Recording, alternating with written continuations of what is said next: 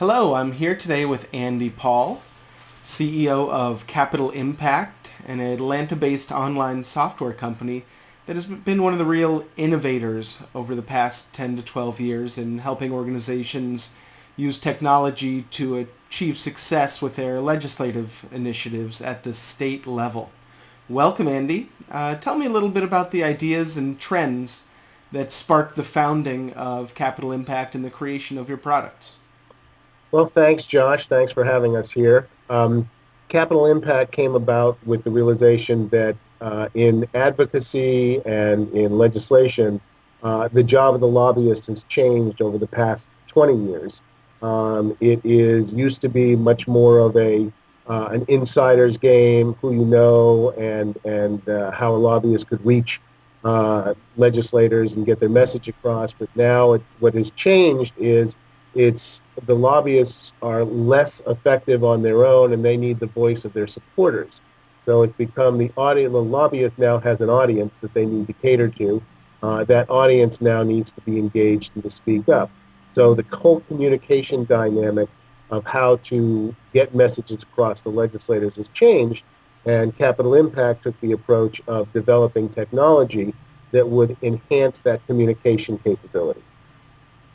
Now, the idea of advocacy is tossed around pretty widely across an organization. It's kind of like member engagement, where everybody knows it's a good thing. It fuels a lot of initiatives, but it's kind of hard to pin down a definition because it does mean different things to different parts of the organization.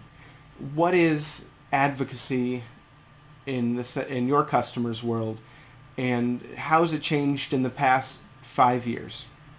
Well, advocacy is engaging an audience, a group of people around an issue, supporting it, opposing it, and making themselves heard with regard to their position on the issue. Advocacy is also saying thank you to legislators when good things happen, and it's become not so much just speaking up when something comes up as an issue, but kind of staying engaged with the lawmakers at both the state level and the federal level, so that they're aware that your organization is out there and what your interests are and what your mission is. So it's become much broader. What's changed about it over the last 5 years is the requirement that to communicate who you are year round. It's not just, hey, they're about to pass a bill that's going to affect us and negatively affect us, but it's getting people to see that in the medical community or the healthcare community, our organization has these goals, and we'd like to make sure that the lawmakers understand what our goals are and can help us align laws to achieve those goals. It's more of a year-round activity.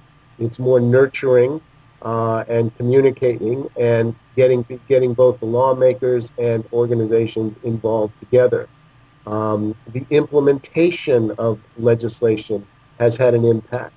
You'll note, that the recent laws on immigration in Arizona, while very stringent, really the issues came about is how does the local community enforce those laws? There's an expense to enforcing those laws. And that has been a backlash that has caused many local communities to say, we simply can't afford to do what they're asking us to do. How will we do it? So the idea is to engage the communities in the process well in advance of getting the law passed so that they can understand it, push back where they have to on what the expenses are going to be or the implementation issues are going to be. And that's a big change. Getting people involved early on in the process. Lawmakers can't work in a vacuum, and advocacy organizations cannot start at the tail end of the process when a bill is about to become law. And that's what we've seen, and it's one of the core principles in winning friends and influencing people, whether it's membership or marketing or legislation and advocacy. Rules You apply. can't start from scratch each time. The higher level of engagement, the closer the relationship throughout the process, the easier it is to get people to listen to you and to have your Absolutely. voice heard. Now, Absolutely. your team at Capital Impact provides software to a variety of organizations, associations, state agencies, universities, lobbying firms. Walk me through how an organization would use your legislative tracking and grassroots software. Well, the legislative tracking tools, you've got to make the assumption that if you're tracking one bill, you really don't need software to do that. Most states publish their legislation. Where it comes into play is you're an organization that tracks a portfolio of bills. At the same time, let's take a university or even a state agency or an association. In all those cases, the lobbyist has audiences that they need to feed. In an association, the audience is members. In a state agency, it's actually the employees, the department heads. And at a university, it's the administration. So the lobbyist's job is to pull in the bills and find a mechanism to communicate where here's the portfolio we're tracking, and to help lead the audience through a little bit, to organize the bills by categories so that the people that are interested in the human resources issues, such as immigration, don't have to wade through transportation bills or something else to find the ones they're interested in. Our technology helps a client, number one, pull in the legislation, organize it, categorize it, okay? And then we provide a two-way communication mechanism. One is where the lobbyist can write a summary of the bill explaining why it's important to the organization, that everybody who comes and looks at that bill will see. And it may even prevent people from having to read the full text of the bill because many times they get confused on the full text. I have to say that lawmakers aren't the best at writing clear, decisive text about what they're trying to pass for a bill. And the highlights. So the idea of being able to communicate very quickly to the audience, here's why this bill is important, here's why this bill should be read and looked at by us. At the same time, the lobbyist needs input. And in the case of, for example, a state agency, you've got different departments who need to share their comments. Historically, these departments might have met once a week to talk about a bill. We provide an environment where the state agency personnel can enter their comments online, and any other department looking at that bill can see what the other departments have said about the bill. And they can either agree or disagree or add their own comments. And so it becomes a collaborative environment for gathering information and sharing information so that the lobbyist is better informed with what the thought process needs to be about how to deal with a particular piece of legislation. As for the grassroots advocacy tools, what we do is we started with the premise that politics is a business of relationships. Most grassroots technology starts with the premise of, I have an audience, I want to get that audience to make as much noise as I can. So the idea of sending an email to legislators or 1,000 emails to legislators has always been the talk of technologically driven grassroots advocacy. But if you really look at it, it's not so much about large numbers of people making noise, because as easy as it is for you to send an email, it's just as easy for a legislator to turn off an email and not receive it and just ignore it. But the idea of being able to build a database from your grassroots network of people who have a relationship with a legislator, having them log into a system and say, oh, I know Senator so-and-so, and my kids go to school with his kids.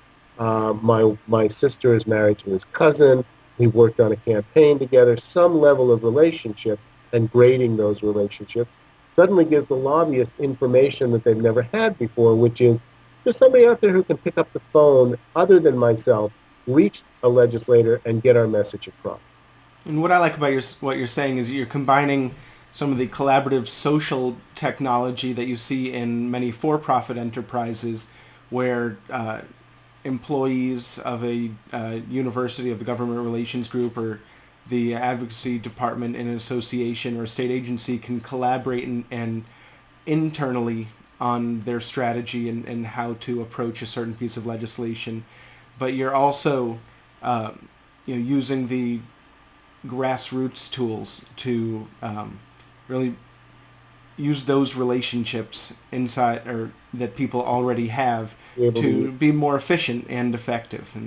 It enables the lobbyist or an organization to be a lot more strategic. There are times when an issue just needs noise. And that's when you invoke your whole supporter network and say, hey, everybody, send an email to your legislator saying this is not a good idea. Right.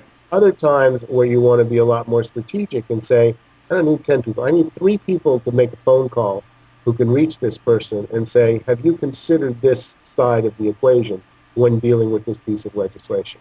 Right. Right. It's to use an outdated military analogy, it's carpet bombing versus a smart bomb. Yes. From the Gulf War Mhm. that that you saw the media about it because it could go, one missile could go through an open window rather Right. than having to take out an entire town.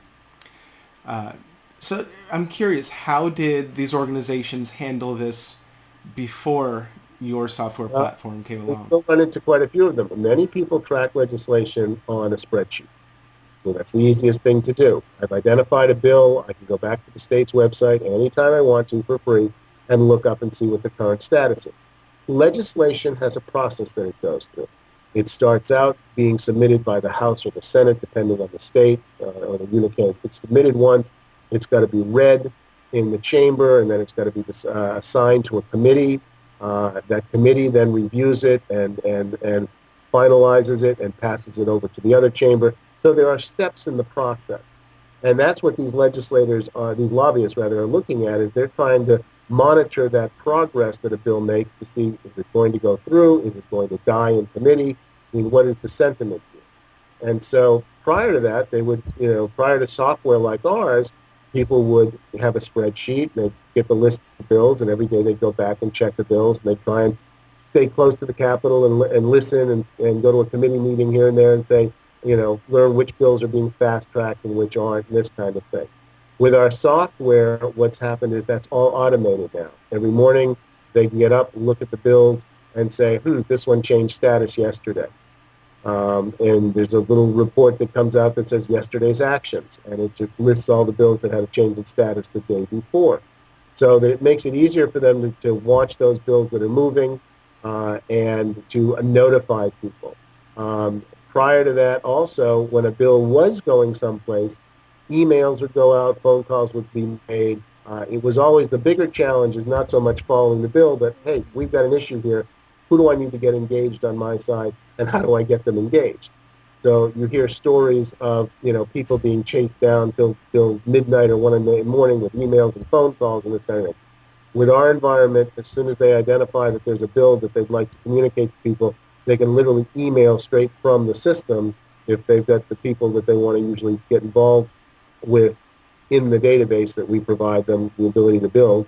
So they can email from the system and say, hey, this bill is moving, we need to talk. Okay, or log in and put your comments in so I know what I'm supposed to do. All right, and so it's changed the nature of the speed with which they can move. That makes a lot of sense.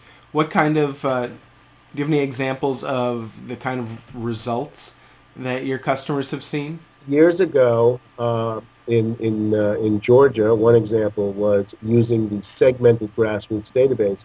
We had a client that was very involved in healthcare, and they had a very small army of maybe 200 people that were involved in their grassroots network. I mean, one of the things that we do is we let the clients send out an invitation to ask their members to join the grassroots network. Basically, the old adage of having people step forward so that you know who really wants to be involved, as opposed to assuming everybody does. And so they built up a small army of people who wanted to be involved. Those people had a lot of connections to legislators.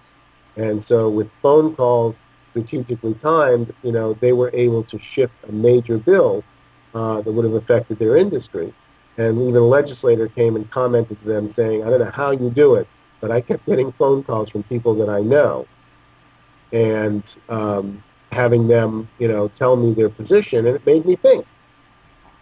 So this idea of segmenting it and using people more strategically has an impact. And Yep. that's, I mean, Yeah. that one, for people who don't know, when you're talking even state legislation, 1 to 200 people is not many people at all, and to be able to impact major legislation that way is really exciting. This day and age, small numbers move mountains. Wow. Really do, because they're more effective in getting across to somebody. If you can pick three people who have a personal close relationship with a legislator because they went to college with them, or they worked with them, or whatever, those people are more likely to be able to get through the clutter and be heard than 5,000 people sending random emails. It's a relationship game, just like the direction that a lot of business is moving. Absolutely. It's not a widely talked about area of technology, but grassroots social technology is probably the future of advocacy, especially on the state level. Yes. And so you need to be able to find out that more and more and more you need to be able to find out who amongst your supporters actually can reach a legislator, as Right, opposed to assuming they can. right, right. So, from where you stand, where is grassroots lobbying going in the next few years? What are we going to see more strategic, relationship strategies? You're going to have to. There's so much clutter out there. There's so much noise out there, and legislators are making it harder and harder to communicate. Many states have gone to you can no longer send an email without going through a form to your legislator.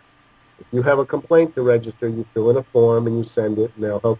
Plus, legislators are getting smart enough that they know if you're a constituent, they'll take your address because they make you give them their address, and they'll say, you're not in my uh, district, therefore I'm not going to respond to you.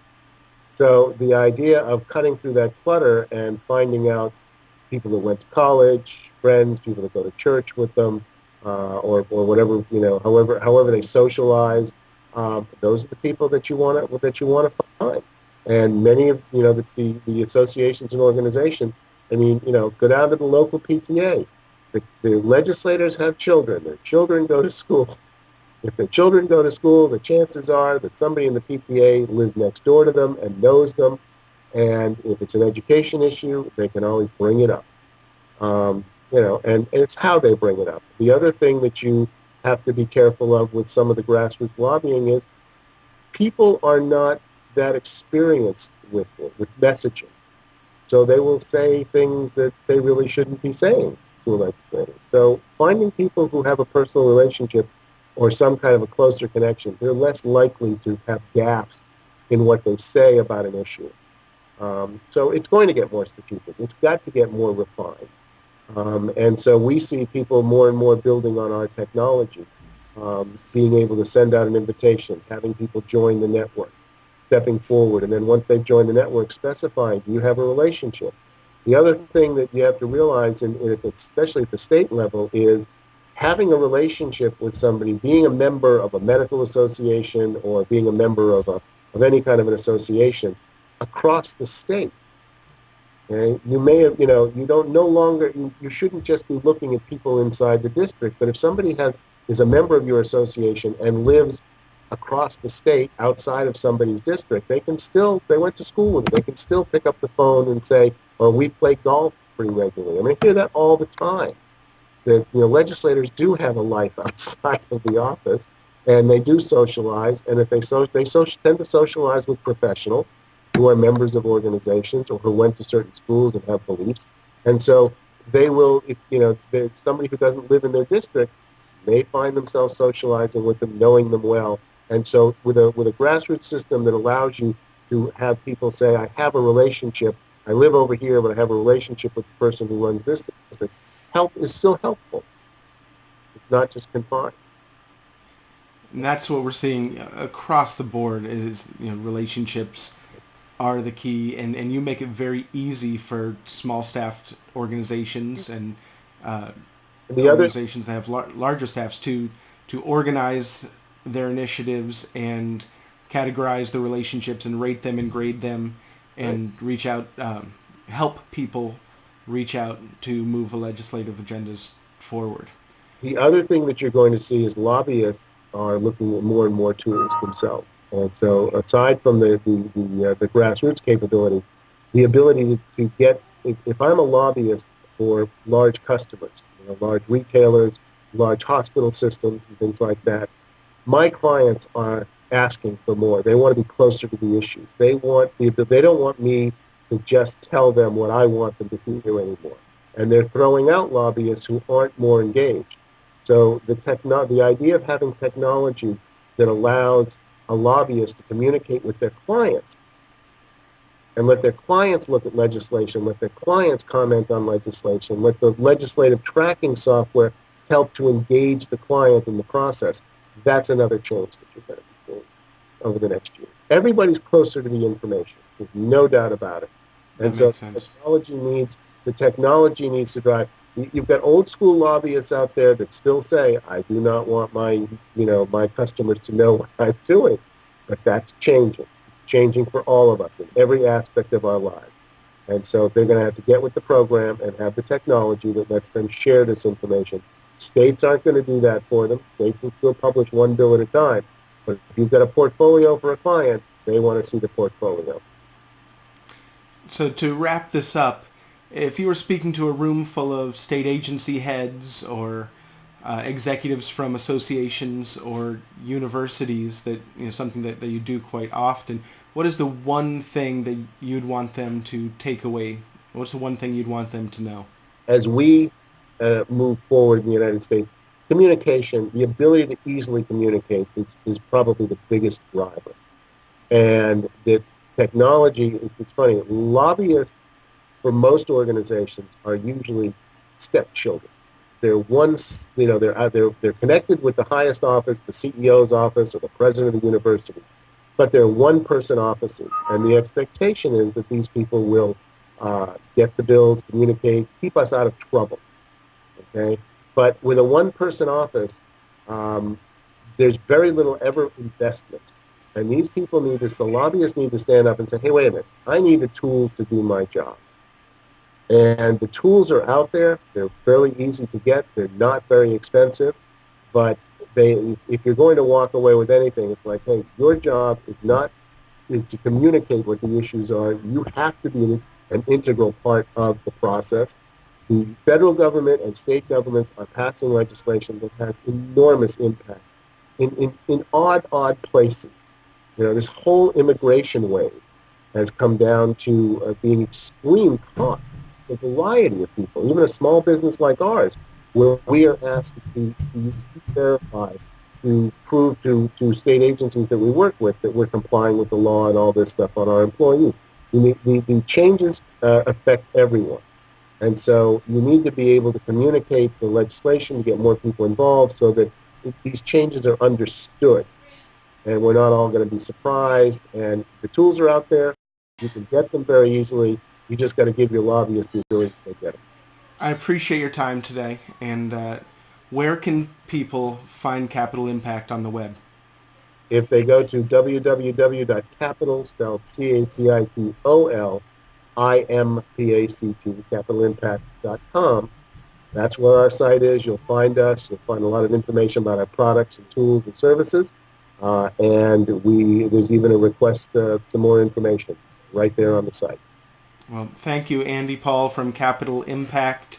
I hope we can do this again sometime. I do too. Thank you very much, Josh. And have a good day.